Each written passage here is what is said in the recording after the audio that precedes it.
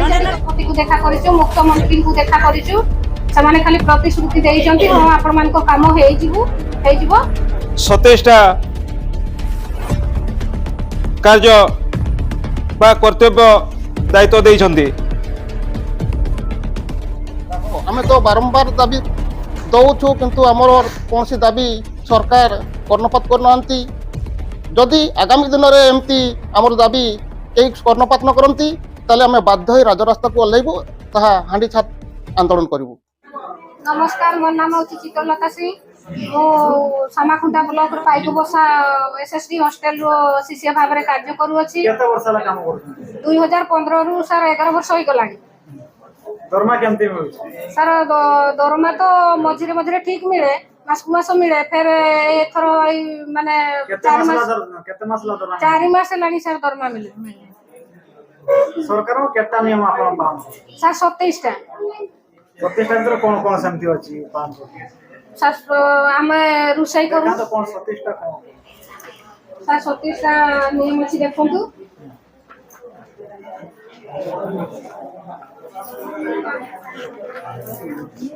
ବିଧାନସଭାକୁ ଆପଣ ଯାଇଥିଲେ, ଆମେ ଦେଖୁଥିଲୁ ଚିତ୍ର। ବିଧାନସଭାକୁ ଆପଣ ଯାଇଥିଲେ, ସେଠି କେମିତିକା ପ୍ରତିଶ୍ରୁତି ମିଳିଥିଲା? ଆଜ୍ଞା ସାର୍, ଦେଇଥିଲେ ଯେ ମଝିରେ ମାନେ 2500 ଟଙ୍କା ବଢେଇ ଦେଇଥିଲେ। ତାପରେ କେତେ ମାନେ 14,000 କେତେ ଟଙ୍କା ମିଳୁଥିଲା, ତାପରେ 2500 ଟଙ୍କା ବଢେଇ ଦେଇଥିଲେ। ନା ସାର୍ 12,000 ମିଳୁଥିଲା। 12,000ରୁ ବର୍ତ୍ତମାନ 14,000। ଆପଣଙ୍କ ଡିମାଣ୍ଡ କେତେ ରହୁଥିଲା ସେତେବେଳେ? ଆଜ୍ଞା ଡିମାଣ୍ଡ କେତେ ରହୁଥିଲା? 24,000। ମାତ୍ର 2500 ଟଙ୍କା ବଢେଇ। ଆଜ୍ଞା ବର୍ତ୍ତମାନ କଣ କଣ ଡିମାଣ୍ଡ ଅଛି? ସାର୍ ବର୍ତ୍ତମାନର ଡିମାଣ୍ଡ ହେଉଛି ଆମକୁ ସ୍ଥାୟୀ ନିଯୁକ୍ତି କରାଯାଉ, ଆଉ 2ରେ ହେଉଛି PF SI କଟାଯାଉ, ଆଉ 3ରେ ହେଉଛି ପ୍ରସ୍ତୁତିକାଳୀନ ଛୁଟି ପ୍ରଦାନ କରାଯାଉ, ଆଉ 4ରେ ହେଉଛି ସମାନ କାମକୁ ସମାନ ମଜୁରୀ ଦିଆଯାଉ। ଆଉ ଯେ ଆପଣମାନେ ଡିମାଣ୍ଡ ରଖୁଛନ୍ତି, କମ୍ପ୍ଲେନ୍ ଆସୁନି ଆପଣଙ୍କ ଉପରେ? ଆପଣଙ୍କୁ ବାହାର କରିଦିଆଯିବ? ସାର୍ କମ୍ପ୍ଲେନ୍ ଆସୁଛି, ତଥାପି ଆମ ପାଇଁ ତ ଆମେ ସାର୍ ନିଜେ ଲଢ଼ିବୁ ନା। ଏତିକି ମାନେ ଏତିକି କମ ଦରମାରେ ଆମେ ଆମର ପିଲା ଛୁଆ ଭଲ ପାଠ ପଢେଇ ପାରୁନୁ। ଘରେ ବୁଢା ଶାଶୁ ଶ୍ୱଶୁର ମାନେ ମେଡିସିନ ଦେଇ ପାରୁନୁ। ଘର ଦୁଆର ଛାଡିକି ଆମେ ତ ସାର୍ 24 ଘଣ୍ଟା ହଷ୍ଟେଲରେ ରହିଲୁ। ଛୁଟି କେତେ ଦିନ ଆସୁଛି? ସାର୍ ଛୁଟି 15 ଦିନ। 15 ହଁ, ବର୍ଷକରେ 15ଟା। କିନ୍ତୁ ଛୁଟି ଦିଅନ୍ତିନି। ଦରକାର ପଡ଼ିଲେ ଆମେ ଛୁଟି ନିଏ, ଅସୁବିଧା ବେଳେ ଆମେ ଛୁଟି ନିଏ, କିନ୍ତୁ ସେମିତି ବିନା ଇଏରେ ଆମେ ଛୁଟି ନିଏ। MLA MPଙ୍କୁ କେତେଥର ଦେଖା କରୁଛନ୍ତି ଆପଣଙ୍କର ଲୋକାଲ MLA MP?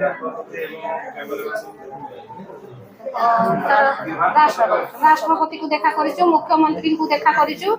ସେମାନେ ଖାଲି ପ୍ରତିଶ୍ରୁତି ଦେଇଛନ୍ତି ହଁ ଆପଣମାନଙ୍କ କାମ ହେଇଯିବ। ସାର୍ ଆପଣଙ୍କ ପରିଚୟ?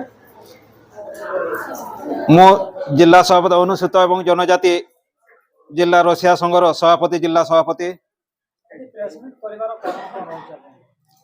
ଆଜିକାର जो प्रेसमिट टे रखीचु आज्ञा, आमको सरकार विभिन्न प्रकार समस्या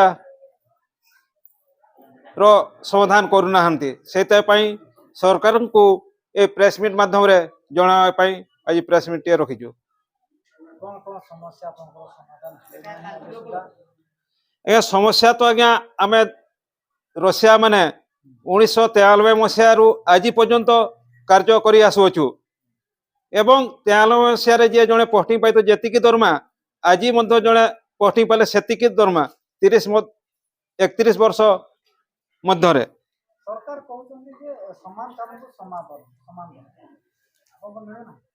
सरकार जो घोषणा कर समान काम को समान दरमा, किंतु आम क्षेत्र में ताहा नुहे। आमे 24 घंटा काम करूछु। आज्ञा सरकार को नियमावली आमको राज्य अनुसूचित जनजाति विभाग तरफ आमको 27टा कार्य बा कर्तव्य दायित्व देइछन्ति। आमे प्रथम काम करते आज्ञा, आमे प्रथमे सकाळे रोषेई करूछु, টিଫିନ ତିଆରି କଲା ପରେ ଭାତ ତିଆରି କରି ଦଉଛୁ। ଭାତ ସାରିଲା ପରେ ଡାଇନିଂ ଏବଂ ହଣ୍ଡା ସଫା କରୁଛୁ। ତାପରେ ଗେଟ୍ ଯୋଗାଡ଼ି, ପାଇଖାନା ସଫା, ଟାଙ୍କି ସଫା ଏବଂ ପରିବେଶକୁ କୋଉ ଭଳିଆ ସଫା ସୁତୁରା ରଖିବୁ ତା ପାଇଁ ଆମକୁ ଦାୟିତ୍ୱ ଦିଆଯାଉଛି। ମୟୂରଭଞ୍ଜରେ ଅଛନ୍ତି କଲେକ୍ଟର, ସେ ହେଉଛି ଆଦିବାସୀ ମାନଙ୍କର ବିପରୀତ ବୋଲେ ମାଲିକ। କେତେ ଥର ଦେଖା କରୁଥିଲେ?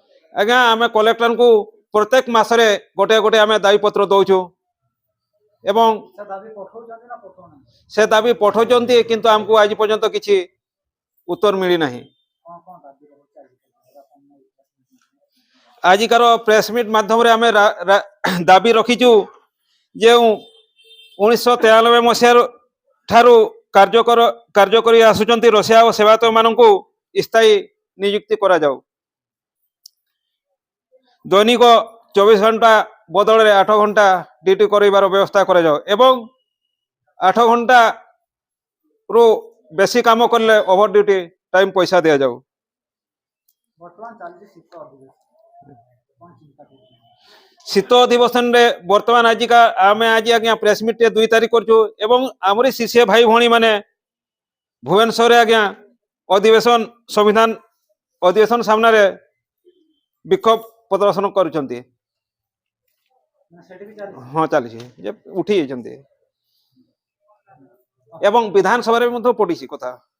ହଁ, ବିଧାନସଭାରେ ମଧ୍ୟ ଆଜି କଥା ଆଲୋଚନା ଚାଲିଛି। ଆଜ୍ଞା, ମୋ ପରିଚୟ ହେଉଛି ମୁଁ ଲାଲମୋହନ ମାଝୀ, ଶିଷ୍ୟ ସଂଘ ମୟୂରଭଞ୍ଜ ଜିଲ୍ଲାର ଜିଲ୍ଲା ସମ୍ପାଦକ। କେତେ ଥର ଆପଣମାନେ ଦାବି ଦେଇଛନ୍ତି? ଦାବି ଆଜ୍ଞା ଅନେକ ଥର ଦେଇଛୁ, ଆମେ ହିସାବ ନାହିଁ ତାର। 100ରୁ ଅଧିକ ଆମେ ଦାବି ଦେଇଛୁ, କିନ୍ତୁ କୌଣସି ପ୍ରକାର ଆମର ଦାବି କେହି ଶୁଣୁନାହାନ୍ତି। ଫାଷ୍ଟ ଆପଣଙ୍କ ଦରମା କେତେ ଥିଲା? ଫାଷ୍ଟ ଆଜ୍ଞା ମୁଁ ଯେତେବେଳେ 2014 ମସିହାରେ ଆମେ ଯେତେବେଳେ କାର୍ଯ୍ୟରେ ଯୋଗ ଦେଲୁ, ସେତେବେଳେ ଆମେ 7,300 ଟଙ୍କା ପାଉଥିଲୁ।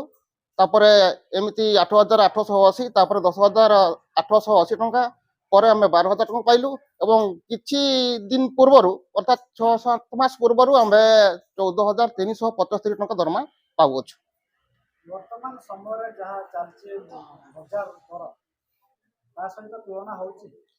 ନା ଆଜ୍ଞା, ବର୍ତ୍ତମାନ ଯୋଉ ବଜାର ଦର, ଯୋଉ ମହଙ୍ଗା ଯୁଗ ଚାଲିଛି, ଏ ମହଙ୍ଗା ଯୁଗରେ ଏଇ ସ୍ୱଳ୍ପ ଦରମାରେ ଚଳିବା ଆମ ପାଇଁ ବହୁତ କଷ୍ଟକର ପାଠ ଏବଂ ଆମର ଯୋଉ ସଂସାର ଅଛି, ଆମର ପିଲା ଛୁଆ ଅଛନ୍ତି, ସେମାନଙ୍କୁ ମାନେ ଭଲ ମନ୍ଦ ଏବଂ ଭଲ ପାଠଶାଠ ପଢ଼େଇ ପାରୁନାହୁଁ। ଆମେ ବହୁତ ସଂଘର୍ଷ ଦେଇକରି ଆମେ ଜୀବନଯାପନ କରୁଛୁ। ଆଗାମୀ ଦିନରେ ଆପଣମାନଙ୍କ ଦାବି ପୂରଣ ହେଲେ କ'ଣ କରିବେ? ଆଜ୍ଞା, ଦାବି ପୂରଣ ନହେଲେ ଆଉ କ'ଣ କରାଯିବ? ଆମେ ତ ବାରମ୍ବାର ଦାବି ଦଉଛୁ, କିନ୍ତୁ ଆମର କୌଣସି ଦାବି ସରକାର କର୍ଣ୍ଣପାତ କରୁନାହାନ୍ତି। ଯଦି ଆଗାମୀ ଦିନରେ ଏମିତି ଆମର ଦାବି କେହି କର୍ଣ୍ଣପାତ ନ କରନ୍ତି, ତାହେଲେ ଆମେ ବାଧ୍ୟ ହୋଇ ରାଜରାସ୍ତାକୁ ଓହ୍ଲାଇବୁ, ତାହା ହାଣ୍ଡି ଛାପ ଆନ୍ଦୋଳନ କରିବୁ। କେତେ ଦିନ କରିବେ? ଆଜ୍ଞା, କେତେ ଦିନ କହିଲେ ଅନିର୍ଦ୍ଦିଷ୍ଟ କାଳ ପାଇଁ। ଯେତେ ଦିନ ପର୍ଯ୍ୟନ୍ତ ଆମର ଦାବି ହାସଲ ହୋଇନଥିବ, ସେତେ ଦିନ ପର୍ଯ୍ୟନ୍ତ ଆମେ ଆମର ଆନ୍ଦୋଳନ ଜାରି ରଖିବୁ।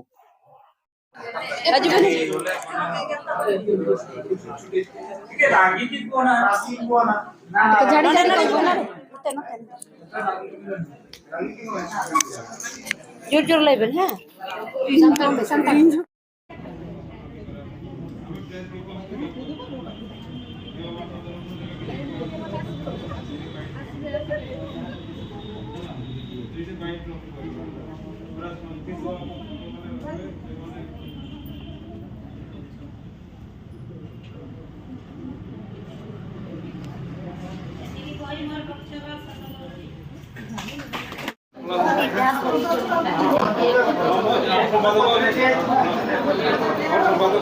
ଆଜି ମୁଁ ନଦେଲେ ସମ୍ପାଦକ ଅଛନ୍ତି।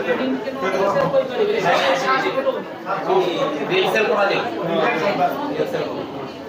କେମିତି କହିଲେ ଆମେ ଟିକେ ମୋବାଇଲରେ କରିନେବା, ଠିକ ଶୁଣାଯାଉଛି ନା? 12/4/1993 ମସିହା ରିପୋର୍ଟରୁ କାର୍ଯ୍ୟ କରୁଅଛୁ।